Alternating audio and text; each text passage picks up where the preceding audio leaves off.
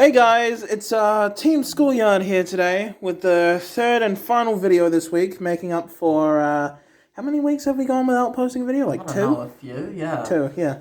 2 weeks without posting a video. As an apology, this is our third video covering this week, and today we have a dick profile with TK. Yeah. And what dick are you showing us today? Spirits, like Shinobirds and other spirits. Nice, nice. What's the central game plan around your dick?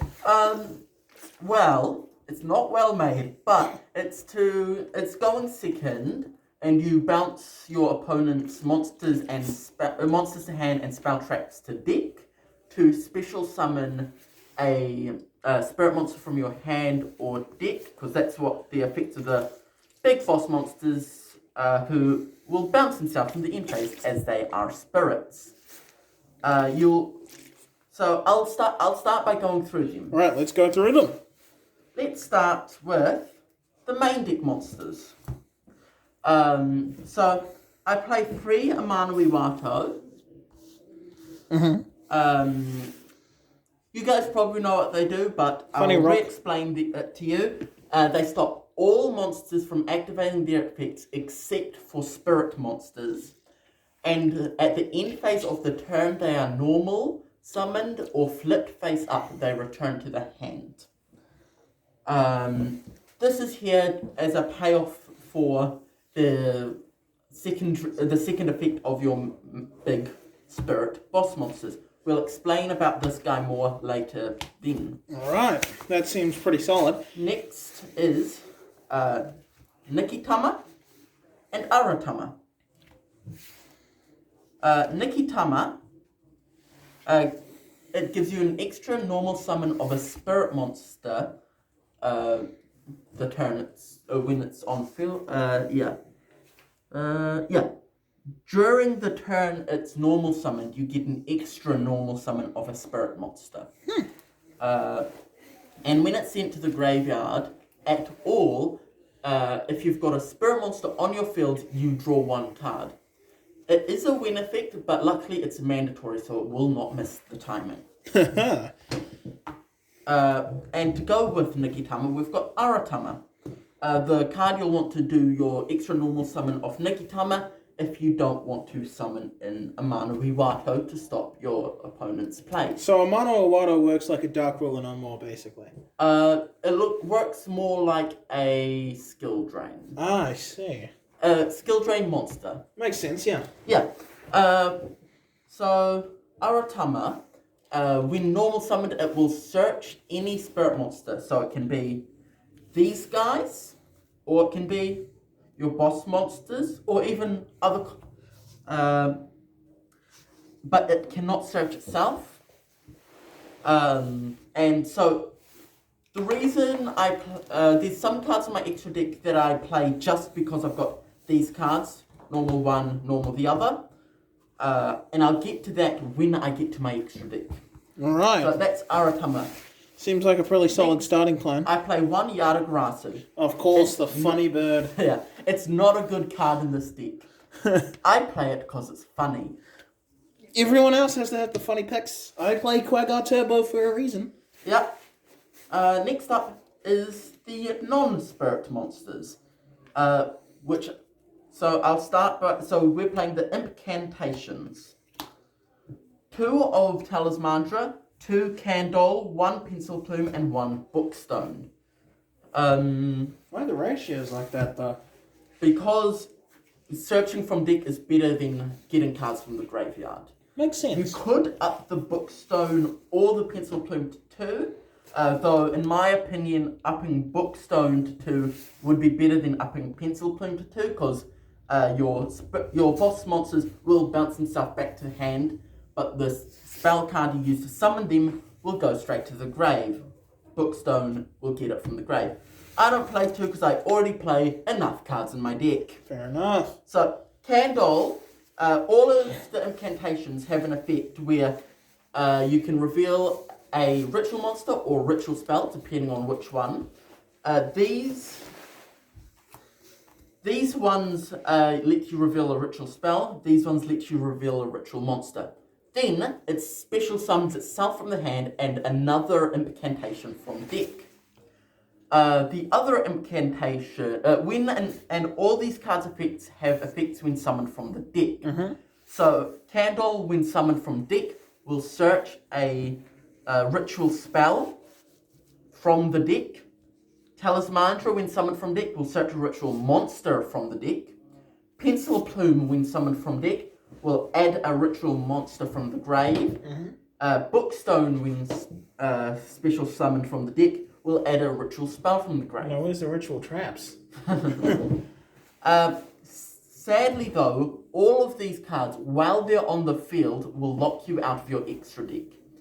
So, this deck isn't focused on its extra deck, which I'll explain with one of the spells I play, but yeah, they're just there to help you get to your rituals. Why don't you play the Tier 0 instant win card? That's my... No! No, you're not getting your Quagar. Sad. Dick. Yep. Next up are the one-off monsters that you definitely can cut, but I think is funny. Manju, it's just another searcher for your ritual spells and monsters.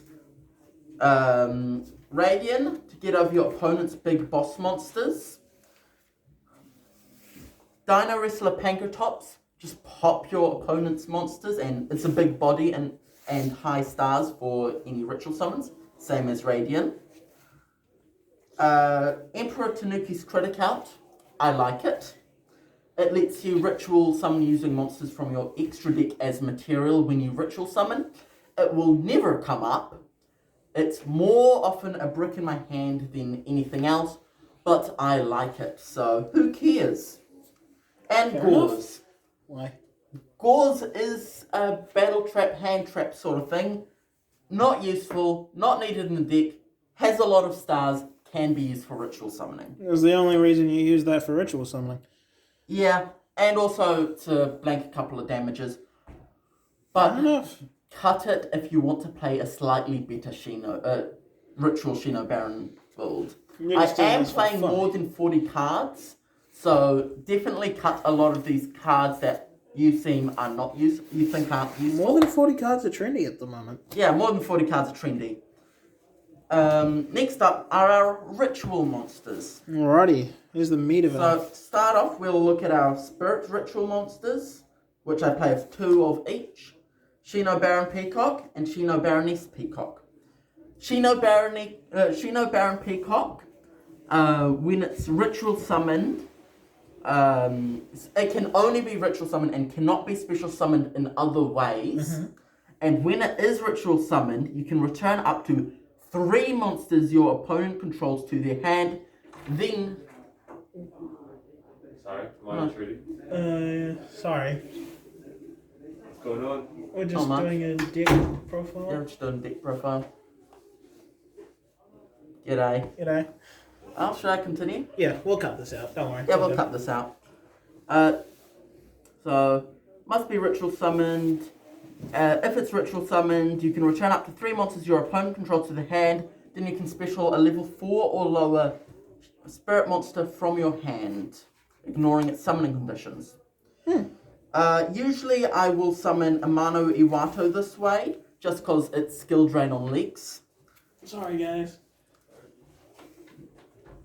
And during the end phase, during the end phase of the turn this is special summoned, you return it to your hand and special summon 2 Shinobird tokens, which have 1,500 attack and 1,500 defense. They're both level 4, so if you ritual summon your next turn, you can use both of them to go into it again. The other one is Shino Baroness Peacock. Just like Shino Baron Peacock, it must be special summoned and cannot be summoned in other ways. It must be ritual summoned and cannot be summoned in other ways. And when it's special summoned, when it's ritual summoned, you can spin up to 3 spells and traps your opponent controls. So put back into the deck. Then you can special summon a level 4 or lower spirit monster from your deck. So a much better place to special from. And just like Shinobird Peacock, during the end phase of the turn it's special summoned, it bounces back to hand and summons 2 Shinobird tokens, 1500 attack, 1500 defense. One of them's up the wrong way. Yeah, I just had to read it. Yeah, so these are strong cards. And they're your boss monsters. Yeah, they're my boss monsters. The problem with them is they bounce at the end of the turn, so you sort of have to... But it lets you ritual summon them multiple times, which is a good thing and a bad thing. Makes sense, yeah. Yeah.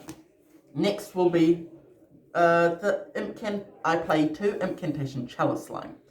Chalice Slime lets you reveal it in your hand and discard a card to special any incantation from deck. Doing so will get the effects to special your other specialing them from deck will let you search for your other ritual spells and monsters. So this is another way to get through it. You're not 90% of the time you're not gonna be ritual summoning it. You're just using it for its hand effect. Though if you don't ritual summon the turn you use it, it will burn you for 25. Really? Yes. Are you often ritual summoning the turn you use it? It's a ritual deck. Of course I'm ritual summoning. Is it 25,000 or 250? 25,000. What the hell? So it's a big hunk of damage. Big hunk of damage, but... Yeah. And lastly, my last ritual monster, Transonic Bird. So once per turn, reveal a ritual spell in hand, put it back into add 1 ritual monster from deck to hand whose name is listed on the card, and then shuffle the revealed card, which would be your ritual spell, back into the deck. During your opponent's turn, on a quick effect, you can send a ritual spell from deck to grave to use its effect. So this card's effect becomes that effect. And then if it gets tributed, for example, for ritual summoning, for the effect of itself, you can target 1 face-up card your opponent controls and negate it. That's gonna come into play, but mostly we're using it for its quick effect. Its quick effect ritual summoning. Wait, it has a ritual summon quick effect. Nice.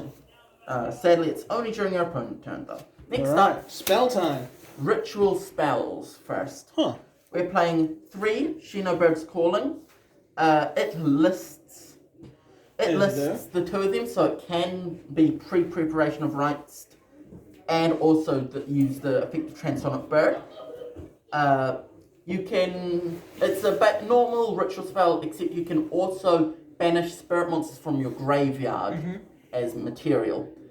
The thing is, if your opponent outs one of your Shinobards and they're in the graveyard, you can use one of these to bring the other one out from your hand by banishing the one in your graveyard for full material cost. Then we're playing 1 Incantation Inception. It will also ritual summon either Shinobaroness Peacock and Transonic Bird. Those are the 2 you're gonna want to ritual summon with them. Though one of them, you have to use incantation monsters for its effects, though, which isn't the best. I mean, you're already playing an incantation. We're already playing a bunch of incantations, so it shouldn't really matter that much. But one of the important effects is if it's in your graveyard, you can send an incantation card from hand or field to grave, except this card, to special an incantation monster from your deck. This will let you use incantation monsters which you can't use in your hand or don't want to use because they've got hard once per turns shared on both of their effects, so you can't search with the card the turn you special it from hand with the card. Yeah, that tracks. So that's just a way to use your incantation things, and after doing that, it will add itself to your hand, which will let you ritual summon your guys using the incantation you just summoned. Lastly, it's 1 copy of Sonic Tracker. That's a lot of this is just to summon Transonic Bird. You can, though, if you tribute more than 4 levels of material with it, the Transonic Bird will become the level used to ritual summon it. So you can make it go like up to 8 levels and have it the full cost for your Transonic Bird effect to ritual summon one of your in-hand monsters. You can also banish it from grave to Foolish, a ritual monster with the same name as a ritual monster you control. So, yeah. Oh, wait.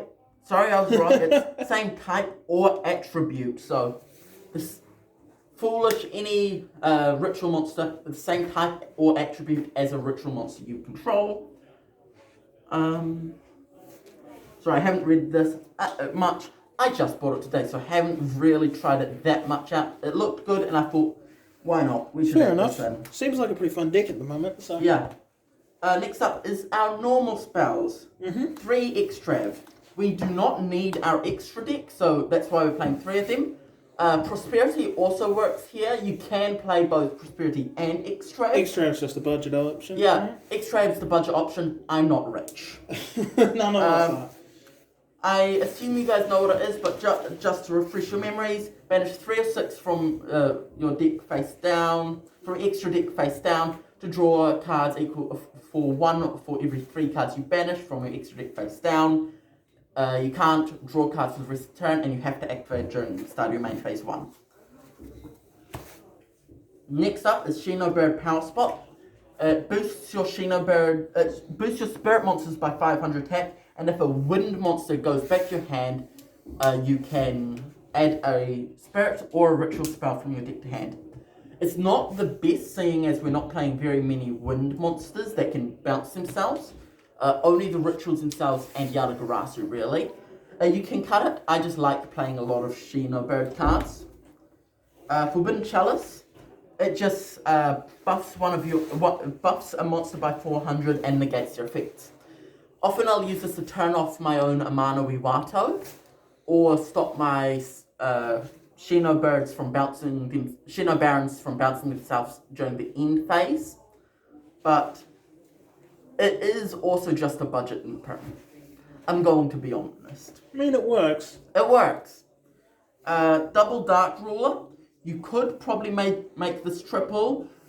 Just going second, turn off your opponent's field so that you can do your plays. Yep. Called by the Grave stops hand traps. I want that to come back to 3. Harpies, in case your opponent has any floodgates. Budget Boy Lightning Storm.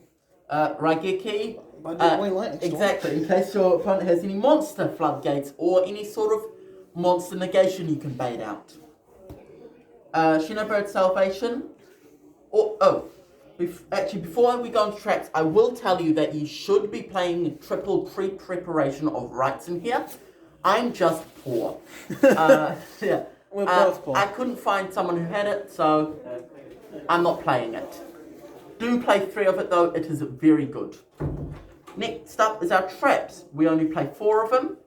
That being Shinobird Salvation, which is if a spirit monster you control bounces back to your hand, you can pop an opponent's card. And also, if your opponent declares an attack, you can banish a spirit from your grave to negate the battle and end the battle phase. Yeah, you It can works. only use each effect once per turn, but so you will only be able to pop 1 opponent's card per turn with it, though. Next up is D-Barrier. I just don't like other people's extra deck. I play 2 of them. Cuttable. Extra deck, you're a bit extra dexist, my guy. Compulse. It's Compulse. Evac. Yeah. It's not needed, but I like it to A, bait out negations, Nagoya. B, interrupt my opponent's plays, C, in case I've got a Yadagarasu or a weak guy on the field who I don't want destroyed but still want to use. Next up is the extra deck.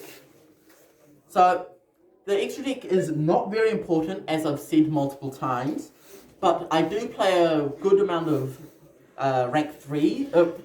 I do play a good amount of rank 4s in it, even though usually you're not going to be going into it, just because if you open the 2 of these, you can just summon, search XCs before doing your, before committing to incantations, because while they're on the field, incantations do lock out your extra deck.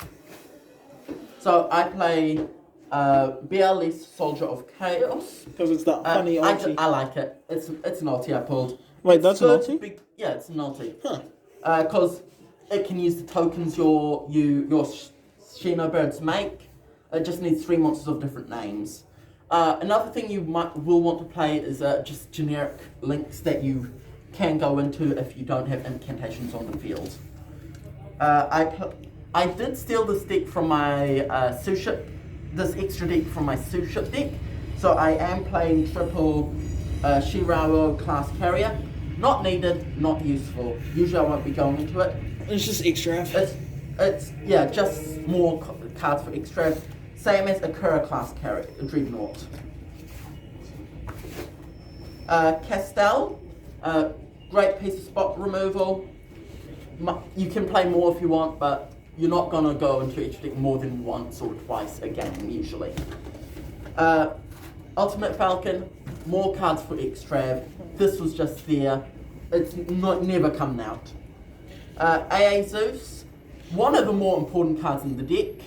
Funny boy But ulti. one of the more important cards in the extra deck, just because if you go into one of your XCs and it attacks, you can just go into it, wipe your opponent's field next turn. They don't have that much of follow-up. Do your plays again, bring up stronger guys. Get Zeused on. Utopia, just a way to bring out Utopia the Lightning. Utopia the Lightning, beat over opponents' big guys. And triple Redoer. I have 3 Redoer. Redoer is a good card. I put it in here. And that is... and I'll also show my side deck. I play an extra copy of Salvation. Yeah, just we're not doing that on time. Because your tokens are winged beasts. Double Veiler, because, hand traps Gotta have that useful. veiling. We do veiling. Triple Veiler, because hand traps are useful. Triple Ogre, same reason. Double Manju, in case I need more ritual searches. Solemn Strike, probably should be played in the main deck instead of some of the cards I play Probably already. should be played at 3. An extra copy of Salvation and an extra copy of Power Spot. Never going into them. No, Twin Twisters in case you need more spell trap removal. And card D in Because it's case funny. you just want to draw more. You're probably not going to do it. That's my deck. It's not optimal, but you take it out however you want. Seems pretty fun. I'm not gonna lie. What do you think, Keegan? I wasn't here for most of it. Say it's fun. Say it's fun. Okay. We are definitely not holding him at gunpoint. It's okay. We are definitely not holding him at bubble I've got blast. 2 other Transonic Birds. They're not in my side or main deck. I've just got more copies of them just in case I find out that one of each of the Ritual Spell and Transonic Bird isn't enough for me. I haven't tested them out a lot. Well, thank you for showing us your Shinobird deck. Seems pretty fun, and good luck at locals today. Thank you. And we shall see you guys next week.